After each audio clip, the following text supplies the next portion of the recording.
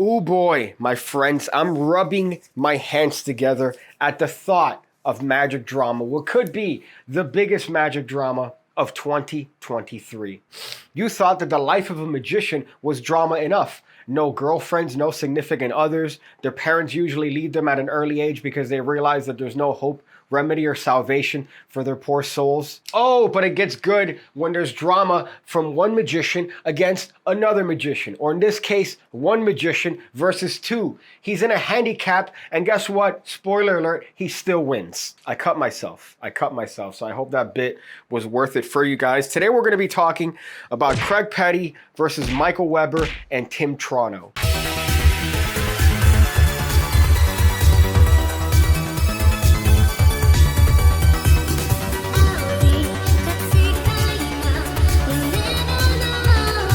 Now, some context, my friends. We know Craig Petty. He's been doing magic YouTube videos for a couple years now, and he's been a bigger part of the magic community for an even bigger amount of time. He's come out with some great tricks. I met him personally in Blackpool. Super sweet. If Craig Petty was in front of me, I would probably end up doing dirty things to him. So yes, I'm a little bit biased in this because I do happen to know Craig a little bit, but that's not to say that I'm not a fan of the works of Tim Trono and Michael Weber. Michael Weber is another beacon of magic. He's been around forever. He's consulted for David Blaine. I believe he's come out with a lot of projects with Paul Harris that I'm a huge fan of. And same thing with Tim Trono. Tim Trono's been around the magic scene. He's come out with some great stuff. Branded, for example, is one of my favorite tricks. It's great. You essentially have them name any card, and you touch a lighter with your fingertips, and then the burn marks on your fingers, the blisters, spell out their card. Some hot stuff there, you get it? You get it? Don't be surprised if I hang myself. But then where does the drama come from? Craig Petty recently came out with a trick known as ED Seat, right? It's a trick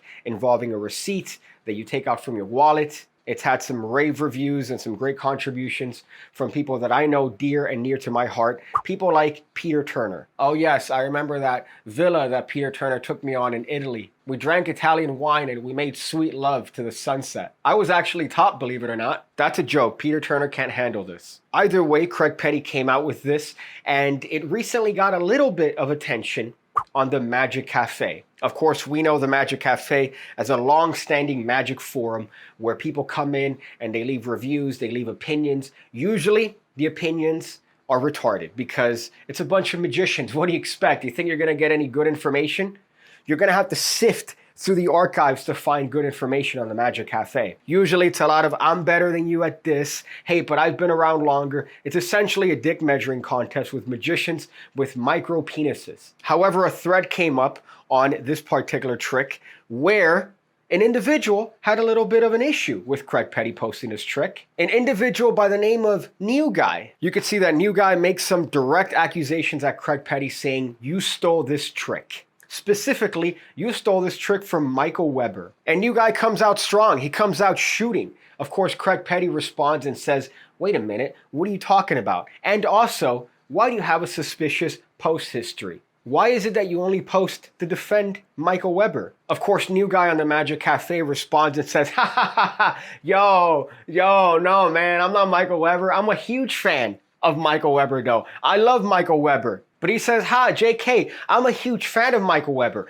I'm not Michael Weber. I wish I was Michael Weber. Ooh, but here comes in Pseudonym with the bombshell saying, I have information. New Guy is Michael Weber. Pseudonym admits that this is essentially suicide on his part, metaphorically, of course, because he's worked with Michael Weber. And of course, the way that he knows this information is that he's had some correspondence with New Guy, where New Guy admitted to him that New Guy was Michael Weber. And the rabbit hole began to unveil itself, my friends, as people on the Magic Cafe have began to dig into the account of New Guy and see that his posts are in fact only about Michael Weber. Even further proof when Seleni, a member on the Magic Cafe, goes on to show that New Guy posted a trick that is the exact same trick that belongs to Michael Weber. Now, you think that all this could take place in silence from the Batman of magic and mentalism? You think that any of this could be transpiring on the Magic Cafe, aka the Green Monster, without the knowledge of David. David, the magic god himself from the mindoracle.blogspot, he comes in and chimes aggressively hard. He writes a blog post outing Tim Trono as being an individual who's had a nefarious past. I'll leave the blog post in the description section below so you can take a look yourself. He drops some hard knowledge on Michael Weber. David goes in. Now there's some more drama with Dennis Bear from the Conjuring Archive, which is a wonderful repository of crediting when it comes to magic, that they happen to have updated a post saying and implying essentially that Michael Weber was in fact the person that came up with the same principle in Craig Petty's E Deceit, which is where this whole drama stems from, that Michael Weber is claiming originality to this particular trick. He's saying, hey, this is stolen, this is mine, this isn't yours, Craig. And of course, there's this whole behind the scenes with Michael Weber coming in contact with Murphy's Magic, with Penguin Magic. There's a bunch of stuff taking place. Craig Petty outlines it tremendously well in one of his most recent videos. And I just couldn't help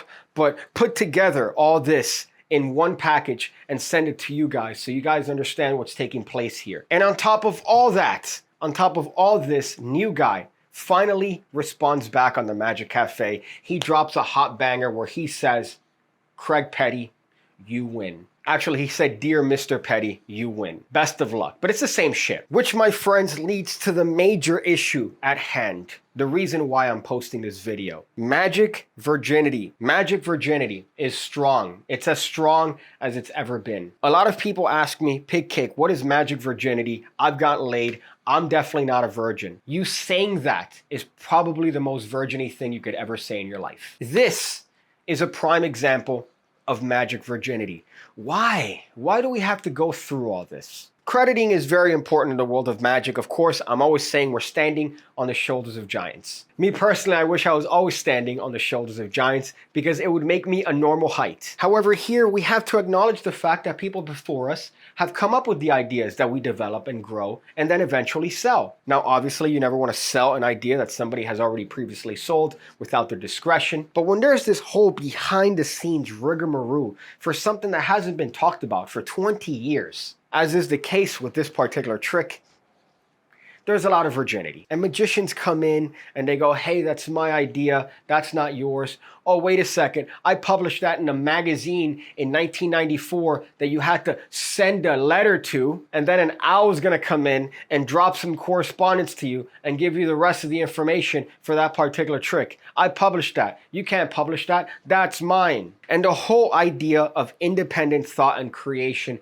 is thrown out the window. How arrogant do you have to be as a magician to assume that someone else cannot possibly come up with the same idea that you came up with? Unfortunately, it doesn't help that we're all magicians. And by that very nature, we're all technically handicapped. So I'm going to leave all the links in the description section below to all the drama that's going on, all the things taking place. I hope you enjoyed this video. Usually I like to end it with some bit of advice, something that I could give you guys that you could take and use in your everyday life. A knife, as a matter of fact. I suggest you carry a knife on you. I know that in some parts of England, it's illegal. What? Could you imagine being told that carrying something on you is illegal? God bless America, where you're essentially given a shotgun when you buy a Red Bull from a gas station.